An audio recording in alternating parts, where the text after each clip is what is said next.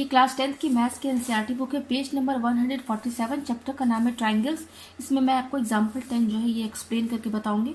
Example 10 क्या कह रहा है, इन फिगर 6.48 ये देखिए फिगर दिया हुआ है, ठीक है। ए सी बी इक्वल टू 90, यानी कि ए सी बी में ये जो बीच वाला नंबर है एंगल, उसी पर एंगल 90 लगेगा, यानी कि एंगल सी पर क्या बना हुआ है, 90 बना हुआ है, ठीक है। And C D perpendicular A B, और यहाँ पर एक C D perpendicular A B, यानी कि ए बी पर एक परपेंडिकुलर है सी डी, ठीक है। तो हमें यहाँ प्रूफ क्या करना है, B C square upon A C square equal to B D upon A D, ठीक है। तो हमें यहाँ पर ये प्रूफ करके दिखाना है। तो यहाँ पर एक थ्योरम है, उसको मैं पहले आपको समझा दूँ। थ्योरम 6.7, थ्योरम 6.7 क्या कहता है, if a perpendicular is drawn from the vertex of the right angle of a right triangle, कह रहा है कि अगर कोई राइट ट्रायंगल है, यानी कि यहाँ गिवन है कि जो भी ट्रायंगल होगा वो राइट ट्रायंगल होना चाहिए, ठीक है। अगर कोई राइट ट्रायंगल है तो उस राइट ट्रायंगल में जिस एंगल पर 90 डिग्री बना हुआ है उस एंगल से अगर कोई परपेंडिकुलर उस राइट ट्रायंगल के हाइपोटेनस पर गिरता है, तब इस केस में क्या होगा कि वो परपेंडिकुलर के दोनों साइड का जो ट्रायंगल होगा वो आपस में सिमिलर हो जाएंगे, और वो दोनों ट्रायंगल बड़े वाले ट्रायंगल, यानी कि जो बड़ा वाला राइट ट्रायंगल है उनके साथ भी आपस में सिमिलर हो जाएंगे। तो मैं इसको एक डायग्राम से समझाती हूँ। इस थ्योरम में सबसे पहले तो ये कह रहा है कि वो जो भी ट्रायंगल होना चाहिए वो राइट ट्रायंगल होना चाहिए। तो मैं यहाँ राइट ट्रायंगल बना के आपको समझा देती हूँ कि ये थ्योरम क्या कह रहा है, ठीक है। तो देखिए मैं राइट ट्रायंगल यहाँ बना देती हूँ। मान लीजिए कि ये राइट ट्रायंगल है मेरा, ठीक है, ये ए बी और सी, और राइट ट्रायंगल किस पर है, एंगल बी पर, यानी कि एंगल बी क्या है हमारा 90 है, तो ये हमारा 90 डिग्री है। अब बी सी बेस है, ठीक है, ये परपेंडिकुलर है और ये हाइपोटेनस है। अब ये थ्योरम 6.7 क्या कहता है कि जहां पर 90 डिग्री बनना है ना, जैसे एंगल बी पर 90 डिग्री बनना है, तो यहां से परपेंडिकुलर अगर ये परपेंडिकुलर अगर हाइपोटेनस, यानी कि इस राइट ट्रायंगल में हाइपोटेनस क्या है, ए सी है, इस पर गिर रहा है, ठीक है, तब इस केस में क्या होगा, यहाँ पर मैं नाम दे देती हूँ एम, ठीक है। तब इस केस में क्या होगा, आप देख सकते हैं ये परपेंडिकुलर गिरने के बाद इस परपेंडिकुलर ने इस बड़े वाले ट्रायंगल को दो ट्रायंगल में डिवाइड कर दिया है। देखिए ये बड़े वाला ट्रायंगल, ये परपेंडिकुलर के इधर साइड भी एक ट्रायंगल है ए बी एम, और परपेंडिकुलर के इधर साइड भी एक ट्रायंगल है बी एम सी, तो दो ट्रायंगल दिख रहे हैं।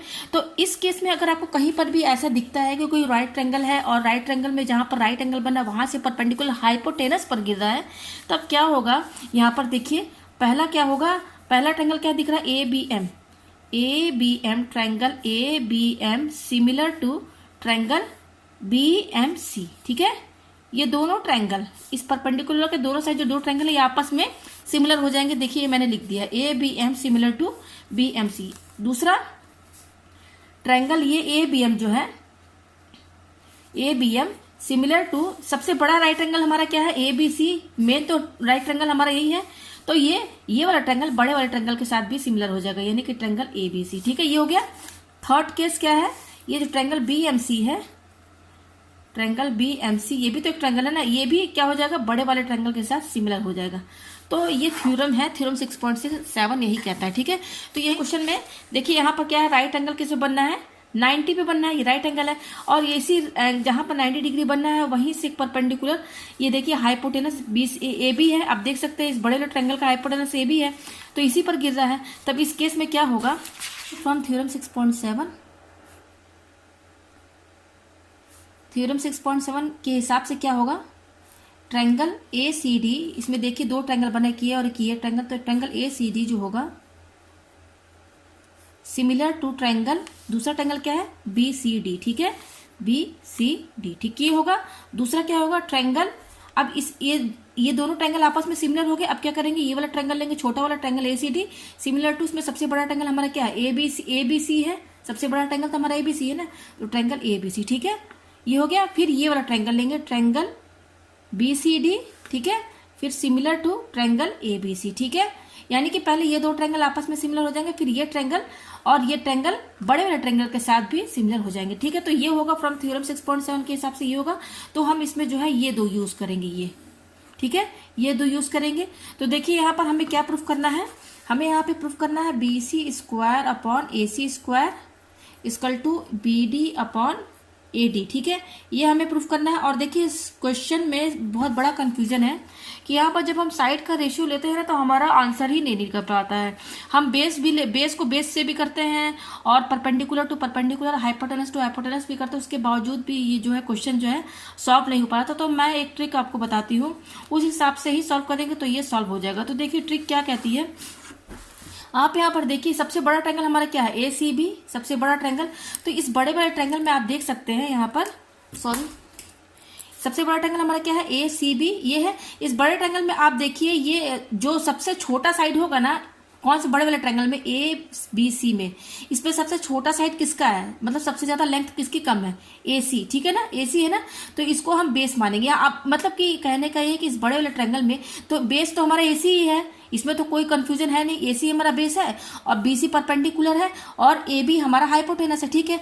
तो जो AB है सबसे लॉन्गेस्ट साइड है। अच्छा, इस बड़े वाले ट्रायंगल में आप देख सकते हैं कि जो AC का जो लेंथ है वो परपेंडिकुलर से छोटा है, परपेंडिकुलर से छोटा है।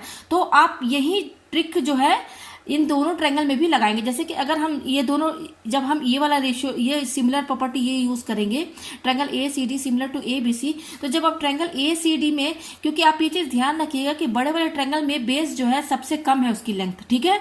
तो इस वाले ट्रायंगल में भी आप बेस वही लेंगे जिसकी लेंथ सबसे कम होगी। तो आप देख सकते हैं इस ट्रायंगल ACD में बेस, इन तीनों में, इस ट्रायंगल ACD में आप देख सकते हैं कि सबसे कम लेंथ किसकी है, AD की, तो ये AD ही बेस होगा। उसी तरह से यही ट्रिक आप इस वाले ट्रायंगल में भी अप्लाई करेंगे।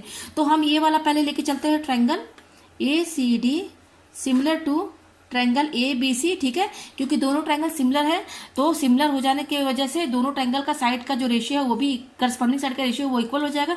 तो देखिए रेशियो निकालना मैंने आपको ट्रिक बता दिया कि अब देखिए ये पहले ट्रायंगल ACD बोला है, तो ट्रायंगल ACD देखिए ये है, आप देखिए इसमें सबसे छोटी हाइट किसकी है, लेंथ किसकी कम है, AD की, तो यही बेस होगा हमारा। क्योंकि बड़े वाले ट्रायंगल में आप देख सकते हैं ABC में जो सबसे कम लेंथ का था उसी को बेस माना गया, तो इसमें भी AD का लेंथ सबसे कम है, तो आप इसको इसी को बेस मानेंगे, तो AD, ठीक है, अपॉन, अब बड़े वाले ट्रायंगल में ABC में देखिए बेस क्या कहलाएगा, AC, ठीक है, ये हो गया हमारा।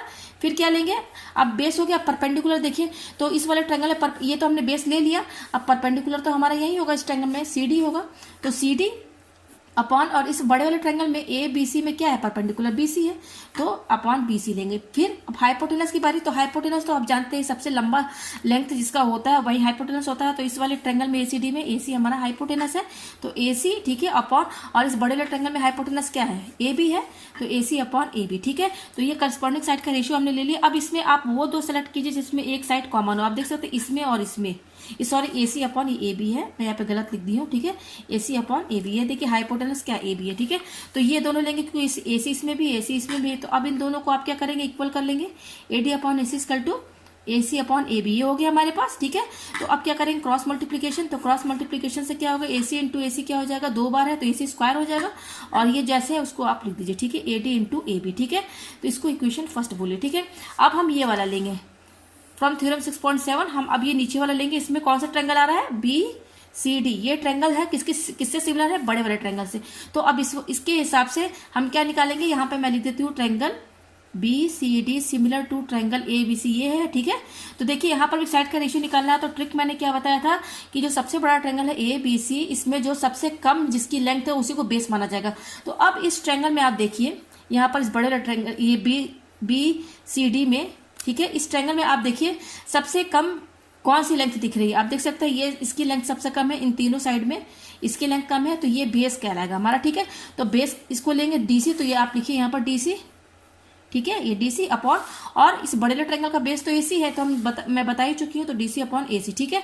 अच्छा, ये बेस हमने CD लिया है ना, अब हम क्या लेंगे, परपेंडिकुलर, तो ये बेस है तो ये परपेंडिकुलर होगा इस ट्रायंगल में, तो परपेंडिकुलर क्या है, BD, तो यहाँ पर आप क्या लिखेंगे, BD, ठीक है। और इस वाले बड़े वाले ट्रायंगल का परपेंडिकुलर क्या है, वो BC है, ठीक है, ये हो गया। अब हाइपोटेनस लीजिए, तो हाइपोटेनस में तो कुछ भी वो नहीं है, वो तो इजीली हमें पता है कि ये BC है, लॉन्गेस्ट साइड हाइपोटेनस होता है, तो इस वाले ट्रायंगल में BCD में ये हमारा जो हाइपोटेनस यानी कि BC, और बड़े वाले ट्रायंगल में क्या है, AB है, ठीक है। तो यहाँ पे आप अपॉन AB कर लीजिए। अब इसमें भी आप वही चीज लेंगे जिसमें एक साइड आपको कॉमन दिखे, देखिए इन दोनों में आप देख सकते हैं ये BC इसमें भी है, इसमें भी है, तो अब देखिए इसका क्रॉस मल्टीप्लीकेशन, इन दोनों को ले लीजिए आप, फिर इन दोनों का क्रॉस मल्टीप्लीकेशन कीजिए, तो BC इंटू BC क्या हो जाएगा, BC स्क्वायर, ठीक है, equal to BD into AB हो जाएगा, BD इंटू AB, ये लिख दिया आपने, ये सेकेंड इक्वेशन, ठीक है। ये फर्स्ट इक्वेशन, सेकेंड इक्वेशन, हमें क्या प्रूव करना है, BC square upon AC square.